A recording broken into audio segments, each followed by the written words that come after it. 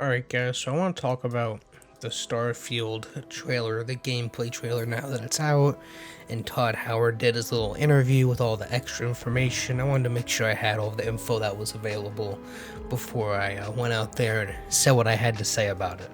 Now obviously the trailer's been out for a couple days now. It was shown at the Xbox showcase, and I was gonna do a video on that with my thoughts on just the whole thing, but real quick, that was disappointing. Like, this was the only good thing that came out of it. This and Forza, which, I mean, I knew Forza was coming, but whatever. So let's just talk about Starfield, okay? So, the big ones are the 1,000 planets you can go to, the ship customization, and then the concerning ones, not so positive, is that I've heard is the graphics and the combat. So those are the four things we're going to focus on today. I want to start with the graphics. Everyone's saying this game looks like trash. Now, it doesn't look amazing, especially the people and the frame rate at times, but it does what it needs to do, right? Bethesda games have never really looked that great, other than Doom, the Series X enhanced version with ray tracing and all that good stuff. And even that isn't incredibly next gen, right? I mean, it looks fine, it does what it needs to do, but especially the people look the most outdated. But like I said, I feel like that's kind of the case with all Bethesda games. It's more the story and the atmosphere and the world building and all of that stuff that sells you, not so much the graphics. And I honestly don't even think this game looks that bad. Now, the frame rate, that's a whole nother issue that after rewatching it now and, watching this same 15-minute segment over and over again while editing a video, I definitely notice it. But for the most part, graphically, I think it's about what I expected. Now, let's move on to combat. Now, I know this is the style they're going for, and when you do an RPG game, or you do, something with this style, with gear and stats and DPS and all of that stuff, and enemy levels has to come into play. This is just how the gameplay is going to look, but I'm not so much a fan of it. The biggest thing I'm talking about is enemies not really reacting to getting shot, and bullets feeling like they have no impact other than when you land the final blow, right? And this is a problem I've had with all the Bethesda games, even to an extent.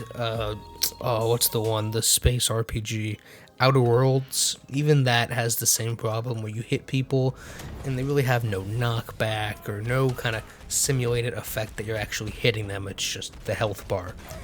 And if that's your thing, cool. And like I said, I understand for this type of game, that's what you gotta do. But for me, that just pulls me out of it. Now for my favorite part. This is bullshit. There's not a chance that you can completely customize your ship. Now, do I think there's customizable pieces? Yes. Do I think the cockpit might have 10 pieces that it can swap out, and maybe the fuel tanks have 10 pieces, and the engines have 10 pieces, and the guns have, blah, blah, blah, the cargo hold have 10 pieces? Probably, right? I mean, they just showed the menu there of all the different options. But do I think you can say, oh, well, I want the cockpit on the top, or on the bottom, or on the side, and I want the fuel tanks over here in the front, like they showed that whole menu, right? They allude that you can put them anywhere.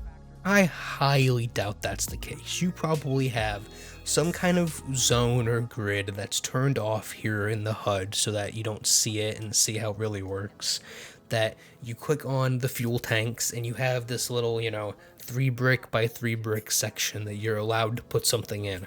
And then you can't move it outside of that zone unless you move it up and down, a few feet, and left and right a few feet. But that's pretty much it, because just the game wouldn't be able to run that many possible ship designs. Now, speaking of that, let's move on to the planet problem.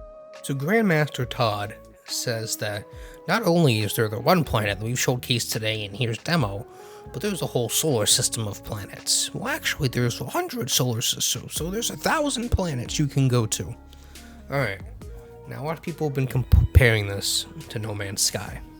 And if you play No Man's Sky, like, religiously, or at least to an extent that not at launch, even now, when things have been added and there's a lot more content and it's fleshed out and there's different planet types, blah, blah, blah, right? You go in and you go to a new solar system, and maybe one of the 5 planets there are even remotely interesting. For the most part, it's a barren wasteland, right?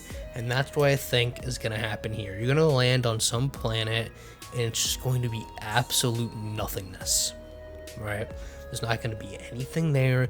Even in the new interview, they said, oh, how many was it? I want to say it's 3 or 5 cities total, like big cities throughout the entire game. So I have a feeling there's going to be 5 main planets, or maybe possibly 10 main planets that have structures and multiple outposts on the planet that you're constantly on, and then the rest are just for resource gathering and like side missions that might have like an outpost or 2 where stuff actually happens within, like I said, the side missions or gathering resources. But aside from that, it's just going to be nothingness. Now obviously I don't know, but this game would just be too big if you had all of that in it.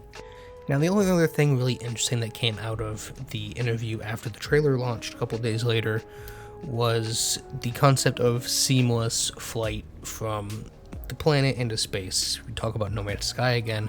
When you're landed on a planet, you can get on your ship and there's no cutscene or loading animation, you just go straight into space. In this game, that is not the case. There is some kind of buffer from you going to the planet to space, and they try to like fake you out and like, oh, we showed you it and we made it really, look how quick it is in the gameplay trailer. It's obviously cut, there's no way it's that quick, but I want to know if it's like some kind of Destiny style animation of you like flying in space and like your ship going down to the planet, or if it's just going to be like a black loading screen, like a fast travel menu type of thing, and how long it's going to be and how often you're going to be doing this. Because going back to the planets, if there's actually 1,000 planets and you're going to constantly be taking off and going to these other ones and actually using these 1,000 planets, you know, consistently and not just the main 3 or 5 like I said, then you're going to be doing this a lot. And if you have to watch a 30-second loading screen every single time, that's going to be absolutely obnoxious. Take Outer Worlds, circling back to that for example, in the very beginning of the game, just to appeal to the widest amount of people possible. There's the first city, like the mining colony, and you get side missions that are around that mining colony. And to go inside the colony, there's a loading screen every single time. And it's obnoxious having to leave and go back in, leave and go back in, leave and go back in. Even main missions require you to do that. So I don't want to be, you know, getting stuck in loading screens or black screens or even animations that are incredibly long, right? If we're going to actually consistently be going from space to planet over and over and over again throughout the entirety of the game, these can't be longer than like a couple seconds because it's just going to get annoying and obnoxious.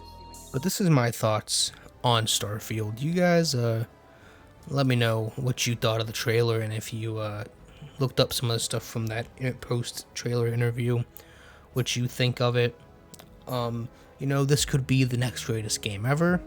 It could be the next Cyberpunk. This could, you know, continue the downfall of Mr. Howard. Alright, you had Fallout 76 was the beginning of it. Then this could be absolute garbage. And then people could be like, oh, we're Elder Scrolls 6, that's his final chance to, you know, get something good, get it right. And then he messes that up, and like that's it for Bethesda, like they shut down. Maybe that's the path they're going. That or it's the opposite, and this will be the greatest game ever. But like I said, who knows? Let me know what you think down in the comments below.